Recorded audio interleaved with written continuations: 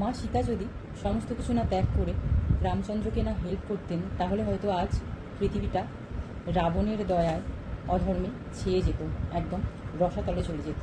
মা সীতা ছিলেন দেবী, তিনি নিজেও জানতেন তিনি দেবী। সেই কারণে দেবী যতবার এই পৃথিবীতে জন্মেছেন ততবার আমাদের নারীদেরকে নতুন করে বাঁচতে শিখিয়েছেন। কিভাবে? সোল পারপাস করে, কষ্ট করে, পরিশ্রম করে নিজেদেরকে কিছু করতে শিখিয়েছেন। মা সীতা খুব ভালো করে জানতেন প্রত্যেকটা ঘরে ঘরে রাবণরূপী রাক্ষস বর্তমান। যারা মাকেই ছাড়েনি, মা সীতার উপর কালি চেটাতে দুবার ভাবেনি, তারা সাধারণ মানুষকে কি করে ছেড়ে দেবে? পৃথিবীর বেশিরভাগ মানুষেরা এখনও কর্ম করা মানে জানে যে একটা সংসার করা, পরিবার গড়া, সেখানে ছেলে মেয়ে থাকবে, তাদের জন্য কর্তব্য পালন করা, হাসি খুশি মজা আনন্দে বেঁচে জীবনটাকে বেঁচে চলে যাওয়া। কিন্তু এটা ধর্মের কর্ম নয়। ধর্মের কর্ম হচ্ছে নিজের পায়ে দাঁড়ানো, ঈশ্বর প্রতিষ্ঠা করা, ঈশ্বরের পথে চলা, পরিশ্রম করা, পারপাস করা, সোল পারপাস। নিজেকে জানুন। আমাদের মানুষদের মধ্যে এমন শক্তি আছে, অপরিসীম শক্তি আছে, ঈশ্বরীয় শক্তি আছে, যেখান থেকে আপনারা নিজেকে বুদ্ধ বলতে পারেন, বুদ্ধ তৈরি করতে পারেন। আপনারা নিজেদের অস্তিত্ব খুঁজছেন না বলেই এই অন্ধকারে বারবার আপনাদের এসে পড়তে হচ্ছে। এর মানে এটা নয় যে আপনারা এখানে বাঁচতে আসেননি। হ্যাঁ, বাঁচতে এসেছেন, কিন্তু তার আগে কার্মিক রূপী রাবণদের সাথে আপনাদের লড়াই করতেই হবে। ছেড়ে দিলে হবে না, না হলে আপনাদের মৃত্যুই হবে, মোক্ষ হবে না। ঈশ্বরকে পাওয়ার জন্য তো মা সীতা সতী দুজনেই অগ্নি পরীক্ষা দিয়েছিলেন, তাহলে ভয় কিসের? ঈশ্বরকে পেতে গেলে অগ্নি পরীক্ষা দিতে হয়, সেটা আমরা ছোট্ট প্রহ্লাদকে দেখেও শিখতে পেরেছি, জানতে পারি। আপনারা জানার চেষ্টা করুন, সত্যির সাথে জুড়ুন। যদি অগ্নি পরীক্ষা দিতে হয় দিন, কিন্তু আমাদের উদ্দেশ্যই হচ্ছে এখানে ধর্ম প্রতিষ্ঠা করা, ধর্মের জন্য কর্ম করা, ঈশ্বরকে এখানে প্রতিষ্ঠা করে যাওয়া।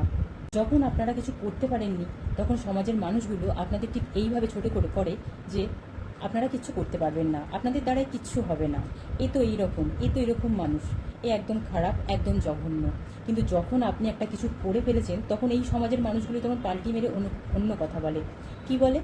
যে আমরা জানতাম এটা করতে পারবে, আমরা জানতাম।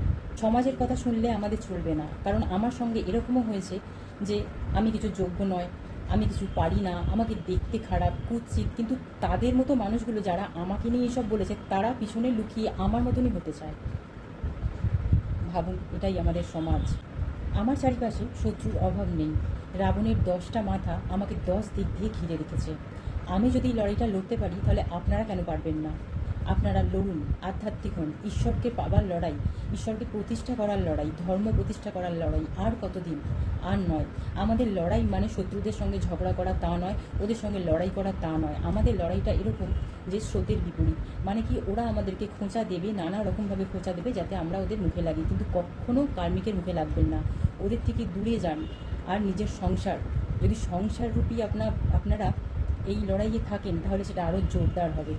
তুলুন আপনাদের অস্ত্র। আমাদের অস্ত্র কি? খুন্তি, হাতা, বটি, ঝাঁটা, বেলন চাকি। আমরা হচ্ছি সাংসারিক যোদ্ধা। তার সাথে সাথে আপনারা আপনাদের ইষ্টের নাম জপ করুন। সব কিছু করতে করতে সারাক্ষণ তপ করুন। এটাকেই তপস্যা বলে। তপস্যা এক জায়গায় বসে হয় না, সারা দিন পরিশ্রম করতে করতে ঈশ্বরের নাম করতে হয়, তবেই তপস্যা হয়। ঈশ্বর অনেকভাবে পরীক্ষা নেন। কার্মিককে ত্যাগ করে ঈশ্বরের পরীক্ষায় পাশ করা মানেই কিন্তু আপনাদের জিতে যাওয়া। আমি কোনো দিন মনেও আনিনি আর মাথাতেও আনিনি যে আমি হেরে যাব। আমি হেরে গেছি। আমার সাথে যে শক্তি আছে, আমি জানি আমি অলরেডি জিতে বসে আছি। আমার সাথে আছেন শ্রীকৃষ্ণ, আর যেখানে শ্রীকৃষ্ণ সেখানে আমি অর্জুন, সেখানে আমি মা দুর্গার মতো আমি করুণাময়ী, আর অর্জুনের মতো আমি যোদ্ধা। অলরেডি এই মহাভারত আমি জিতে বসে আছি। আর একটুখানির অপেক্ষা, কারণ এদের চেষ্টা হচ্ছে আমাকে থামানো, কিন্তু আমাকে তো থামাতে পারবে না। আমাকে কোনোভাবেই থামানো সম্ভব না, কারণ আমি সত্যের আওয়াজ, ঈশ্বরের আওয়াজ। আর আমি বারবার বলবো, আমি সত্যি বলবো, আমি সত্যের সাথে থাকবো। বাদ বাকিটা ঈশ্বর সামলাবেন, কারণ আমি ঈশ্বরে সমর্পণ করেছি। আপনারাও আমার মতো করে করুন, ঈশ্বরে সমর্পণ করুন, আর পথটা খুব সোজা, সামনের দিকে এগিয়ে চলুন। পিছনে ফিরে দেখার মতো সময় নেই।